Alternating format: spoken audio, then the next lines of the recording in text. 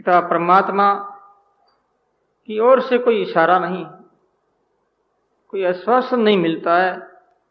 ऐसी स्थिति में हमारा हृदय विरह की वेदना में द्रवित होकर के बहने लगता है। उसे विरह कहते हैं,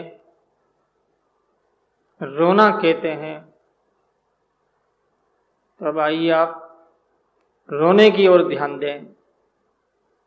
किस प्रकार से विरह हो, रोना कैसे आए, और बिना रोए बिना परमात्मा की प्राप्ति संभव नहीं। तो महाराज श्री की वाणी में पहले सदगुरु का अंग आया। सदगुरु से मिलन हुआ, गुरुदेव ने पात्र समझ करके ध्यान योग बताया, साधना बताई, और साधना से हम साधना करके अपने आप को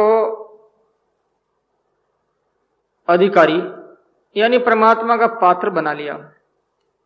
ईश्वर प्राप्ति के पात्र हो गए, अधिकारी हो गए।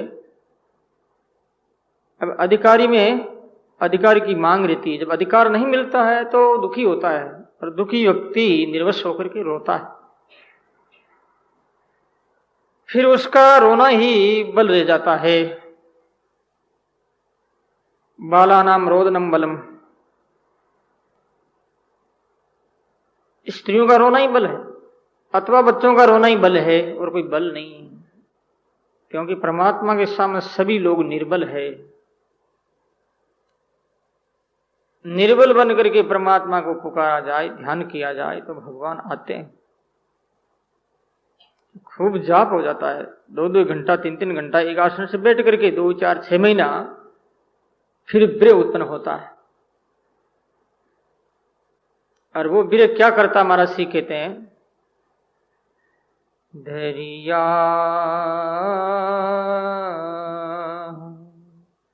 हरि कृपा करी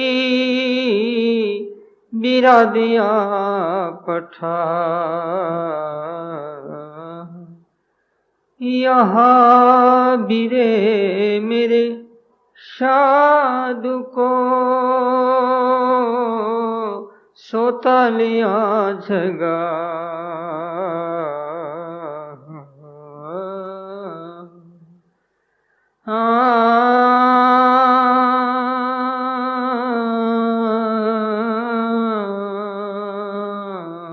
जन्म जन्म की प्यास बुझा दे पिया मेरे घर कब आवे रे। जन्म जन्म की प्यास बुझा दे पिया घर कब आवे रे। बीत जाही उमरिया सारी, बीत जा पल पल याद सतावे रे। दरिया हरि कृपा करी,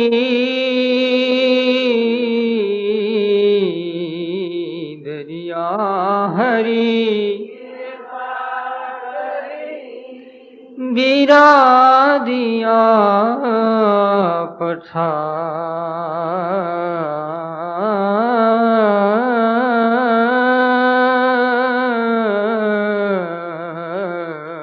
दरिया हरि कृपा करी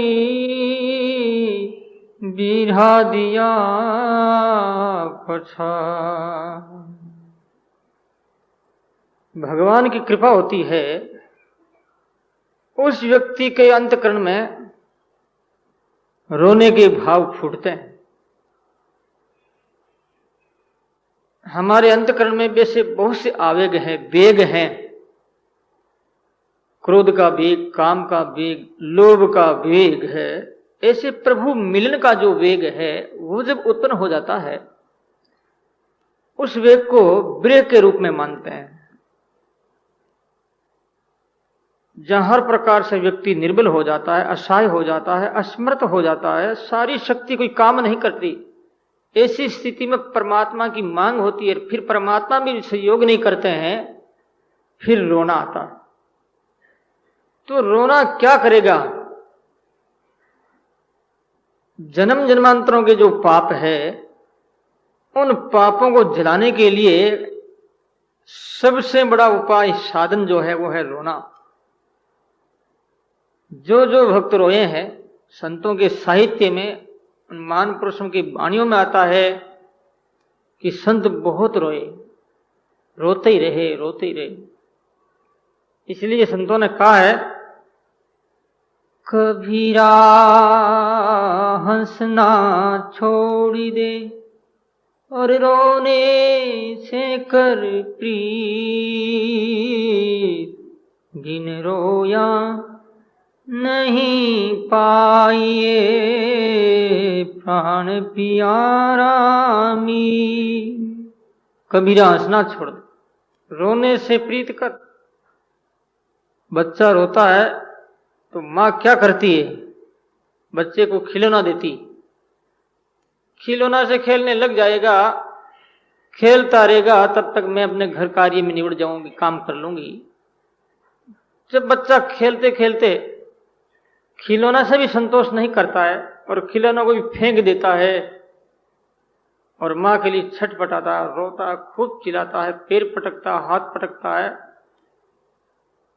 तब माँ सोचती है ये तो खिलौना ही मानने वाला नहीं, खाने से भी संतोष नहीं, खिलौने से भी संतोष नहीं।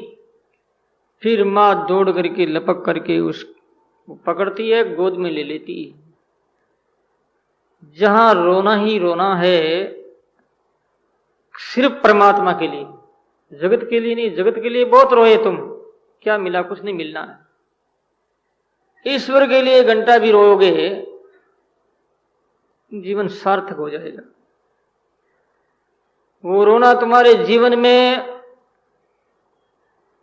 एक परमात्मा का संदेशा लेकर के आएगा। रोना कोई साधारण नहीं है।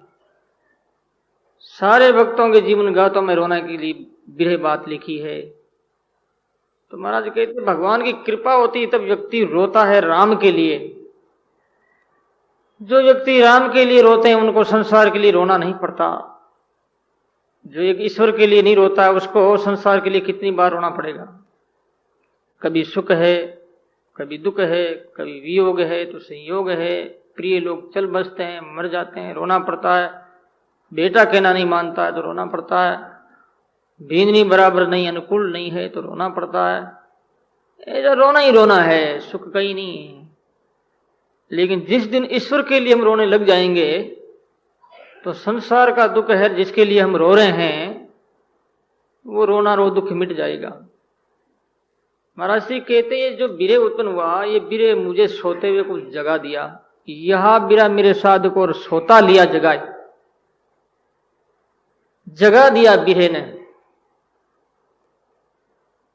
तो परमात्मा की कृपा होती है तब व्यक्ति रोते हैं। और ज्यादा साधना करने से व्यक्ति के अंदर ये वेग भाव उत्पन्न होता है, परमात्मा के प्रति आत्मीयता बढ़ती है और आत्मीयता से फिर परमात्मा से मिलने की तीव्र इच्छा उत्पन्न होती है। जो मिलता नहीं है ईश्वर तो व्यक्ति को रोना आता है। इस वास्ते हमारी धर्मशास्त्रों में आया है, वा गदगदा दुर्वत्ते यस्य चित्तम रुदत्ये भीक्ष्णं हस्ति क्वचिच्च विलयुद्गायति नृत्यते च मद्भक्तियुक्तो भुवनं पुनाति। वाग गदगदा, वाणी गदगद हो जाती है, हंसने लगता कभी बड़ा मस्त परमात्मा के स्वरूप को याद करके अथवा परमात्मा के ध्यान में दर्शन करता हुआ खूब हंसता है, बड़ा मस्त हो जाता है, लोग समझे पागल। कभी जोर से रोता चिल्ला चिल्ला करके, कभी गाता, कभी नाचता भी। परमात्मा के स्वरूप को देख करके भगवान के प्रति प्रेम का भाव जब उत्पन्न हो और भाव अति ज्यादा बढ़ जाता है, ऐसी स्थिति में वो व्यक्ति अपने अस्तित्व से बाहर हो जाता है। फिर उसका अस्तित्व नहीं रहता है, वो रहता है परमात्मा की सत्ता। परमात्मा की सत्ता की धरातल पर वो नाचता है। खुद का अस्तित्व, खुद का एम, खुद का व्यक्तित्व मिट जाता है। वहां सिर्फ सतोगुणी और भजन का ही प्रभाव रहता है, जिसके कारण से व्यक्ति वो अपने आप को परमात्मा के हाथ में सौंप देता है। जो भगवान के हाथों में आ जाता है तो वो कठपुतली हो गई, फिर भगवान जैसे नाच नचाते हैं वो नाचता है। यह है प्रेमा भक्ति, बिरहा भक्ति। तो बिरह उत्पन्न होता है। मीरा की पहले पहले बिरह हुआ था,